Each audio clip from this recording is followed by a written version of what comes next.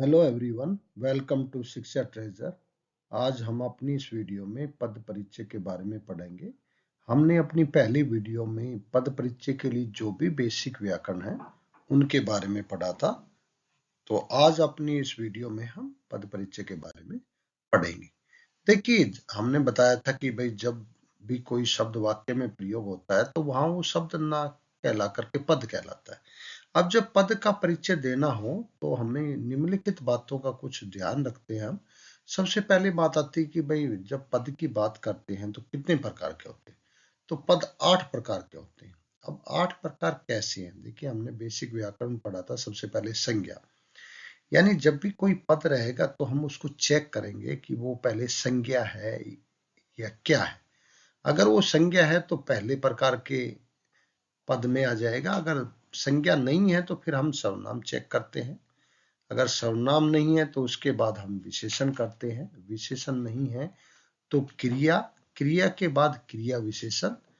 और ये जो बेसिक व्याकरण की बातें ये ना रहे तो इसके बाद हम संबंध बोधक पे, फिर समुच्चय बोधक पे, फिर विस्मयादि बोधक पे। तो इन 8 बातों को ध्यान रखते हुए तो इन्हीं के आधार पर हमने पद के 8 प्रकार बनाए। तो सबसे पहले अब देखिए, इनमें भी बात आती है कि भाई कोई विकारी है, कोई अविकारी है। ये जो 8 चीजें हैं यहाँ, इनमें कुछ विकारी है, कुछ अविकारी है। तो दूसरे हिसाब से हम कह सकते हैं कि विकारी और अविकारी के आधार पर भी इनके हम भेद कर सकते हैं। तो अब देखिए, हम आगे पद परिचय के पहले भाग जो संज्ञा है पद परिचय, तो उसके बारे में हम पढ़ेंगे। संज्ञा का पद परिचय अगर हमें जानना है तो उसके लिए हमें निम्नलिखित 5 बातें हमें ध्यान में रखनी है। सबसे पहले देखना है कि भाई अगर संज्ञा है तो उसका भेद कौन सा है। अगर भेद पता चल जाता है तो फिर हम लिंग पर बात करेंगे कि भाई लिंग पुल्लिंग है या स्त्रीलिंग है। लिंग के बाद फिर वचन देखेंगे, वचन एक वचन या बहुवचन। इसके बाद जो संज्ञा का भेद होगा तो वो वहां कारक में भी काम करेगा। उसका कारक चेक करेंगे, भाई कौन सा कारक है। कारक के हमने 8 भेद पहले ही बताए थे, तो इनमें से कोई ना कोई एक होगा। इसके बाद देखेंगे उसका संबंध किससे है। जैसे कर्ता कारक आ गया तो कर्ता का किससे संबंध है। जैसे यहाँ उदाहरण है, परमेश्वर ने चित्र बना लिया। तो देखिए, अब परमेश्वर यहाँ रेड से कर रखा है तो हमने परमेश्वर का पद परिचय देना है। तो परमेश्वर सबसे पहली बात आती है भाई संज्ञा है। अब संज्ञा है तो संज्ञा क्या है? क्योंकि परमेश्वर नाम है। अब नाम है तो व्यक्तिवाचक संज्ञा है। इसके बाद हमने कहा था कि लिंग, तो परमेश्वर लिंग में क्या है, पुल्लिंग है या स्त्रीलिंग। तो परमेश्वर बना लिया, तो परमेश्वर यहाँ पुल्लिंग है। इसके बाद वचन की बात कर रहे हैं तो परमेश्वर तो एक ही है तो वो एक वचन आ जाएगा। इसके बाद यहाँ कारक की बात करते हैं तो परमेश्वर ने चित्र बनाया। चित्र किसने बनाया? परमेश्वर। तो परमेश्वर कर्ता कारक है। अब जो ये चित्र बना लिया, ये परमेश्वर जो है, तो यहाँ क्रिया क्या है? बना लिया। तो बना लिया से इस परमेश्वर का ये संबंध है। तो ये 5 प्रकार के आधार पर ये संज्ञा के हम भेद यहाँ जानेंगे। इसके बाद हम चलते हैं सर्वनाम पर। तो सर्वनाम के लिए जब अगर संज्ञा नहीं होगी तो वो सर्वनाम होगा। तो सर्वनाम का भी कैसे देखना है? सबसे पहले भेद देखना है, कौन सा भेद है। फिर उसी तरह लिंग और वचन के आधार पर। फिर यहाँ भी कारक है, कारक वहां भी था, कारक यहाँ भी। इसके बाद संबंध, संबंध वहां भी था क्योंकि क्रिया से उसका संबंध जानना है। एक यहाँ बात आती है, जैसे अगर पुरुषवाचक सर्वनाम आ जाता है तो पुरुषवाचक के लिए हमें पता है उसके भेद भी है 3। तो उन तीनों भेदों को के बारे में भी प्रॉपर यहाँ हम लिखेंगे। अकेला पुरुषवाचक नहीं लिखेंगे। अगर उत्तम वाला है तो उत्तम पुरुषवाचक लिखेंगे। देखिए, जैसे उदाहरण है यहाँ, वह गुरुकुल गया। अब यहाँ वह का हमने पद परिचय देना है। अब देखिए, वह हमें पता है कि संज्ञा के स्थान पर जिन शब्दों का प्रयोग होता है वे सर्वनाम है। तो यहाँ नाम ना होकर के वह आ गए तो वह सर्वनाम। अब ये सर्वनाम कौन सा है? तो पुरुषवाचक में है। अब पुरुषवाचक में भी हमने कहा था कि पुरुषवाचक आएगा तो उसमें कौन सा है। तो इंग्लिश में जैसे first person, second person, third person पढ़ते हैं, तो वह ये अन्य वाले में आता है, जो थर्ड पर्सन है इंग्लिश का। तो यहाँ अन्य पुरुषवाचक सर्वनाम।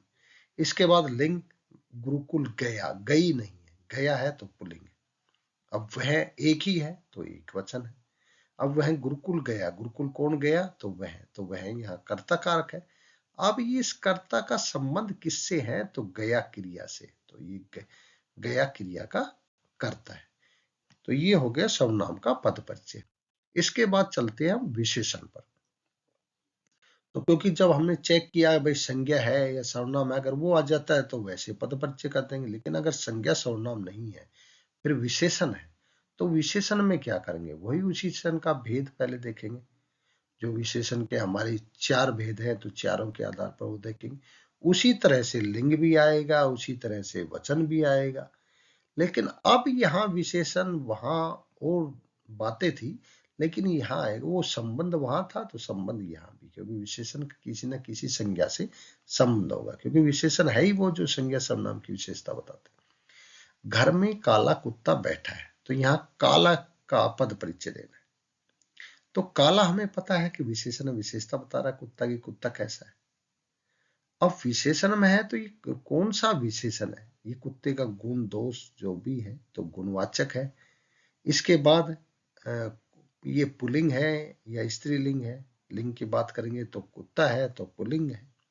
इसके बाद एक वचन है या बहुवचन है? क्योंकि एक कुत्ता बैठा है, कुत्ते बैठे हैं नहीं है, कुत्ता बैठा है तो एक वचन है। अब ये जो संबंध की बात आती है तो संज्ञा क्या है? तो कुत्ता जो है ये काला जो यहाँ है, तो कुत्ता जो संज्ञा है उसकी ये विशेषता बता रहा है। इसके बाद अब विशेषण हो गया। अब विशेषण के बाद हम चलते क्रिया पे। तो क्रिया के उसी तरह से भेद हमने देखने हैं कि भेद कौन सा है। उसके बाद क्रिया में ध्यान रखना, वहां भेद और लिंग और वचन यहां भी रहेंगे। ये हमारी जो बेसिक व्याकरण की बातें हैं उनमें सब ये लिंग वचन चलेंगे, तो लिंग यहां भी रहेगा, वचन भी रहेगा, संबंध भी रहेगा। लेकिन क्रिया में एक बात यहां नहीं आगी, वो आगी वाच्य। क्योंकि वाच्य हमने पढ़े हैं वो 3 प्रकार के, तो कर्तई, कर्म और भाव। कर्तई जिसमें कर्ता की प्रधानता होता है, कर्म जिसमें कर्म रहता है यानी सकर्मक क्रिया होती है वहां कर्म रहता है, और भाव जहां क्रिया कर्मक होती है तो वह भाव होता है। अब यहाँ आ रहा है कि पिताजी सो रहे हैं, सो रहे हैं, हमें पता है क्रिया है। अब सोना, रोना, उठना, बैठना, ये सब कैसी क्रिया है? ये सब क्रियाएं आक्रमक है। तो यहाँ क्रिया है और क्रिया आक्रमक होगी। अब देखिए कौन सो रहा है? तो पिताजी सो रहा है, यानी कर्तई वाच्य हो गया, तो वाच्य हो गया कर्तई वाच्य। अब देखिए क्रिया के लिए काल भी आता है कि क्रिया वर्तमान में हुई है, हो रही है, या भूतकाल में हुई है, या भविष्य में होने वाली। तो यहाँ सो रही है, इसका मतलब अभी सो रहे हैं, तो वर्तमान की बात आ रही, तो वर्तमान काल है। अब पिताजी है तो क्रिया पिताजी क्या है? पुल्लिंग है और एक वचन है, तो क्रिया भी इस कर्ता के अनुसार ही होगी, तो ऐसे ही यहाँ पुल्लिंग और एक वचन आ जाएगा। अब क्रिया के बाद हम चलते हैं क्रिया विशेषण। तो क्रिया विशेषण में भी उसी तरह से हमने, अब देखिए संज्ञा के सर्वनाम, विशेषण, क्रिया, क्रिया विशेषण, उनके पद परिचय ज्यादा बड़े होते हैं। लेकिन जब बात क्रिया विशेषण की आती है तो अब पद परिचय कम होते जाते हैं। तो सबसे पहले हमने देखना है भाई क्रिया विशेषण का जब पद परिचय की बात करते हैं तो उसके भेद की बात आएगी। जैसे यहाँ चुन्नू मुन्नू बाहर गए, अब बाहर है तो चुन्नू मुन्नू बाहर गए, बाहर हमें पता है, या गए कहाँ है? बाहर, तो क्रिया की विशेषता है। अब क्रिया की विशेषता में हमने वहां बताया था क्रिया विशेषण में कि 4 प्रकार के हैं। जैसे विशेषण 4 प्रकार हैं, उसी तरह क्रिया विशेषण भी 4 प्रकार के। तो कहाँ गए? बाहर गए, तो कहाँ का मतलब स्थान बता रहा है, तो ये स्थानवाचक क्रिया विशेषण है। और फिर ये जो है गए जो है वो क्रिया के स्थान की विशेषता बता रहे हैं, तो यहां हो गया स्थानवाचक क्रिया विशेषण। इसके बाद संबंध बोधक का पद परिचय करते हैं। तो संबंध का मतलब संबंध दर्शाते हैं। अब संबंध बोधक में जब इसके भेद की बात करते हैं तो संबंध कैसे दर्शाया जाता है? समय के साथ है, स्थान के साथ है, दिशा है, कोई कारण बता रहा होगा, कोई तुलना की जा रही होगी, कोई ऐसा साधन होगा, कोई उद्देश्य बताया गया, या समानता होगी या विरोधाभास होगा। तो संबंध में ये मुख्य रूप से आते हैं। जैसे यहाँ चोर से पहले पुलिस पहुंची, चोर से पहले पुलिस पहुंची। तो से पहले ये चोर का पुलिस के साथ संबंध दर्शा रहा है, लेकिन से पहले या बाद या 2 बजे तक जो भी हो तो ये समय दर्शा रहा है, तो यह कालवाचक है। तो संबंध बोधक है लेकिन वो कालवाचक है। अब इसके बाद हम चलते हैं समुच्चय बोधक पे। समुच्चय का मतलब होता है इकट्ठा करना। जैसे मैथ के अंदर हम पढ़ते हैं सेट्स, तो यहाँ वो समुच्चय इकट्ठा। तो समुच्चय बोधक के भेद में करेंगे कि भाई जो इकट्ठा किया है या तो संयोजन हुआ है उसमें, या फिर विभाजक बना है, या कहीं विरोध चल रहा है, या किसी के परिणाम स्वरूप कोई बात आई है। तो यहाँ संबंध जो है वो वाक्य के जिन पदों को जोड़ता है, ये क्योंकि संबंध बोधक समुच्चय बोधक के लिए हमें पता होना चाहिए कि जब हम संबंध दर्शाते दो तो वाक्यों को जोड़ा जाता है किन्हीं न किन्हीं शब्दों के माध्यम से। उन शब्दों को हम योजित शब्द कहते हैं। जैसे राकेश ने खाना खाया और पढ़ने बैठ गया। अब यहाँ और की बात है, और हमें पता है कि ये जोड़ने योजक चिन्ह है, कंजक्शन है। दूसरा है मां ने कहा कि आज वह खाना नहीं बनाएगी। अब यहाँ की है, ये भी जोड़ रहा है दोनों वाक्यों को। तो जहां ये और है, देखिए राकेश ने खाना खाया, ये भी काम हुआ, पढ़ने बैठ गया, ये भी काम हुआ। इसका मतलब दोनों में समानता जो दर्शाई गई है, तो यहाँ समानाधिकरण है, जो और वाला है क्योंकि दोनों काम चल रहे हैं, तो यहाँ समानाधिकरण समुच्चय बोधक है। इसके बाद जो की है, उसने कहा, ये कहा, तो वहां कहीं ना कहीं व्याधि आ रही है, रुकावट आ रही है, पूरा नहीं हो रहा है वो वाक्य, तो यहाँ व्याधिकरण समुच्चय बोधक है। तो मां ने कहा कि तथा वह खाना नहीं बनाएगी, इन ये दोनों वाक्यों को मिलाते हैं। एक तो मां ने कहा और खाना नहीं बनाएगी, दोनों को मिला रहा की, जबकि पहले में मिला रहा था राकेश ने खाना खाया और पढ़ने बैठ गया, उन दोनों को। इसके बाद आती विषमादि बोधक। विषमादि बोधक हमें पता है, एक्सक्लेमेशन, साइन ऑफ एक्सक्लेमेशन वाला जो साइन भी लगा मिलेगा। जैसे यहाँ है भाई, अब विश्व में किस कारण से होता है, कभी दुख होता है, कभी खुशी होती है, कभी कोई हैरानी होती है। तो इन सब बातों के आधार पर ही हम विषमादि बोधक को देखते हैं। जैसे यहाँ अच्छा, अब आराम से बैठो। अब अच्छा, तो अब यहाँ विषमादि बोधक है, लेकिन अब आराम से बैठो, तो यानी कह रहा स्वीकृति मिल गई है, बैठ जाइए, तो ये स्वीकृति सूचक हो गया। अब ये दूसरे में देखिए, ओहो तुमने तो सारा खाना समाप्त कर दिया। अब देखिए, ओहो हमें पता है ये भी विषमादि बोधक है, यहाँ साइन के से भी हम देख सकते हैं, लेकिन ओहो इसका मतलब ये तो हैरानी हो रही है कि सारा खाना समाप्त कर दिया, तो यहाँ हैरानी के लिए हो सकता है। या दूसरा ये हो सकता है उसको खाना होगा तो खेद भी हो रहा है, यार तुमने तो सारा खाना खत्म कर दिया। अब इसके बाद आगे हम चलते हैं, ये कुछ सीबीएसई के उदाहरण हैं जो पद परिचय से संबंधित सैंपल पेपर में दिए गए हैं 2023-24 के में। तो कैसे पेपर में आता है, 4 नंबर का आता है, सभी को पता है। तो आएगा कैसे प्रश्न के निर्देशानुसार पद परिचय पर आधारित 5 बहुविकल्पी प्रश्नों में से किन्हीं 4 के उत्तर दीजिए। तो 5 आते हैं, कोई भी 4 करना है, तो जो अच्छे आते हो तो वही 4 करें, पूरे 5 करने की जरूरत नहीं, क्योंकि समय भी हमारा खराब जाता है।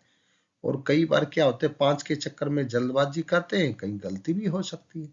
तो जो 4 सही अच्छे आते हो, 5 आते हो, लेकिन जो 4 आपको ये लगे किसी तरह की कोई उसमें दिक्कत नहीं है, तो वही 4 आप करिए।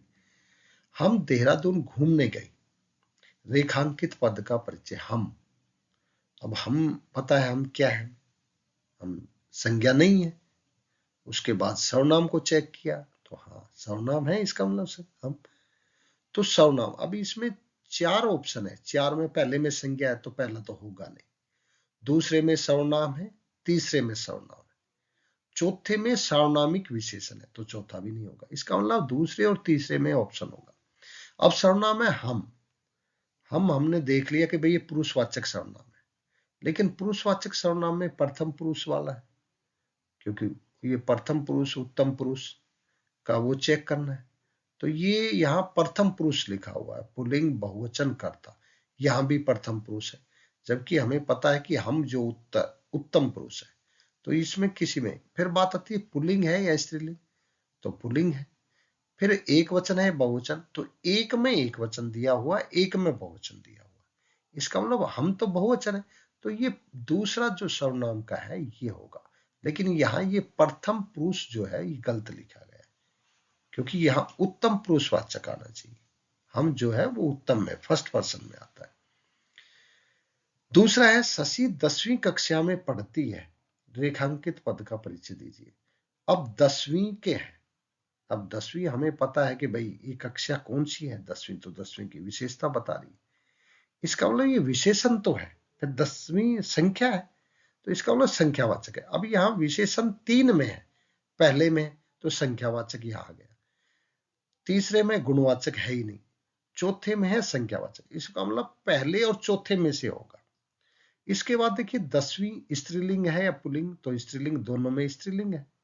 फिर 10वीं एक वचन है या बहुवचन, अब हमें पता 10वीं कक्षा तो एक ही है तो एक वचन है, इसका मतलब ये जो पहला ऑप्शन है हमारा ये सही है। इसके बाद हम चलते हैं आगे, वह स्कूल से अभी अभी आया है। अब यहां स्कूल से, देखिए स्कूल से, तो स्कूल क्या है हमें पता है कि स्कूल नाम है, तो नाम ये है संज्ञा है। अब संज्ञा कौन सी है, स्कूल किसी व्यक्ति वस्तु का नाम तो नहीं है, ये एक किसी को दर्शा रही है ग्रुप को कि स्कूल क्या है जिसमें बहुत सारे बच्चे पढ़ते हो, तो ये जातिवाचक संज्ञा है। अब जातिवाचक यहाँ 3 में है, पहले में दूसरे में व्यक्ति है, ये हो नहीं सकता, तो तीसरे और चौथे में, तो पहला तीसरा और चौथे में हम देखेंगे। फिर स्कूल से, स्कूल एक वचन है या बहुवचन, तो पहले में भी एक वचन है, तीसरे में बहुवचन है तो तीसरा नहीं होगा, इसका मतलब पहले और चौथे में से अब हमने देखना। इसके बाद आती है पुल्लिंग, तो पुल्लिंग दोनों में। अब से कर्ण कारक, से कर्ण में भी आता है, से अपादान में आता है, लेकिन स्कूल से अभी ये से वो है अलग हो गया, स्कूल से अभी अभी, स्कूल तो वहीं रह गया, ये आ गया तो स्कूल से अलग हुआ, इसका मतलब अपादान कारक। तो इसका जो ये चौथा ऑप्शन है हमारा ये सही है। अब चलते हैं अगले पे, वह मेरी बात पर बहुत हंसा, बहुत, तो बहुत क्या है, हंसने की विशेषता, हंसने के आगे लगा, इसका मतलब विशेषण है। लेकिन बात विशेषण कैसे, हंसना क्रिया है, क्रिया की विशेषता बता रहा है, तो ये क्रिया विशेषण है। तो अब क्रिया विशेषण यहाँ दूसरे में, पहले में परिमाणवाचक क्रिया विशेषण दिया हुआ है, दूसरे में विशेषण है, तीसरे में विशेषण है, चौथे में भी विशेषण, तो इसमें तो एक मात्र ही है जिसमें क्रिया विशेषण है, तो पहला ही ऑप्शन सही है, बाकियों पे चेक ही नहीं करना।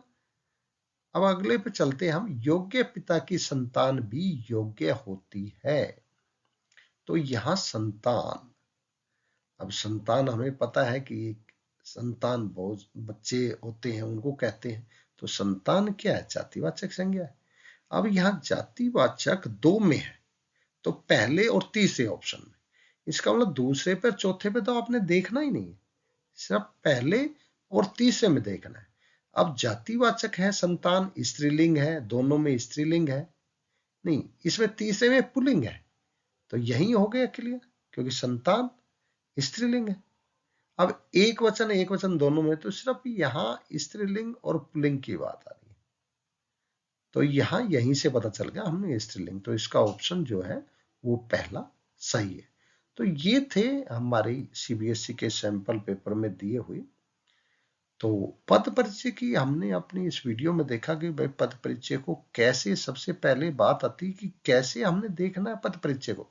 तो पहले जो शब्द का पद परिचय देना है तो हमें देखना है पहले वो संज्ञा है, अगर संज्ञा नहीं है तो फिर हमने चेक करना सर्वनाम है, अगर वो सर्वनाम नहीं है फिर हमने चेक करना है कि विशेषण है। विशेषण ऐसे हम करते जाएंगे और जहां पे बात हमारी आ जाती है, जो चीज आ जाती है, उसके बाद बाकी परिचय शुरू होते हैं। तो आशा है कि आपको ये वीडियो पसंद आई होगी, इसको देख करके आप पद परिचय के बारे में अच्छी तरह से जान गए होंगे। तो ये जो मूलभूत बातें हैं अगर इनको आप ध्यान रखेंगे तो आप पद परिचय से संबंधित कोई क्वेश्चन जो है वो गलत करेंगे ही नहीं, बिल्कुल सही करेंगे। तो इन्हीं बेसिक बातों का आपने ध्यान रखना है, पद परिचय से संबंधित अपने प्रश्नों को ऐसे हल करना है। धन्यवाद।